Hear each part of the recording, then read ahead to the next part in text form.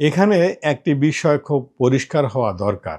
যে গাড়িটির বিরুদ্ধে ট্রাফিক সার্জন মামলা দায়ের করেছে, সেই গাড়িটি কি আসলে নিজে নিজে চলতে পারে? সেই গাড়িটি কি আসলে নিজে নিজে আইন ভঙ্গ করতে পারে? বাংলাদেশের প্রেক্ষাপটে পারে না। নিজে নিজে গাড়ি হয়তো চড়ে, সেটা আমাদের দেশের মতো দেশে নয়, উন্নত অনেক দেশে চড়ে, সেই প্রসঙ্গ আমি বাদ দিচ্ছি। তো আমাদের দেশে কোনো গাড়ি নিজে নিজে আইন ভঙ্গ করতে পারে না এবং নিজে নিজে কোনো অবৈধ জায়গায় পার্কিং করতে পারে না এবং কি নিজে নিজে কোনো অ্যাক্সিডেন্টও করতে পারে না। এই গাড়ি পরিচালনা করে যিনি যিনি ড্রাইভিং করে, সম্পূর্ণ দায় দায়িত্ব তার। অ্যাক্সিডেন্ট করলেও তার ভুলে করে, কোনো ট্রাফিক আইন যদি সে ভঙ্গ করে সেটা ড্রাইভারের কারণেই হয় এবং কোথাও যদি অবৈধ জায়গায় পার্কিং করে গাড়িটি, সেটিও ড্রাইভারের কারণেই হয়।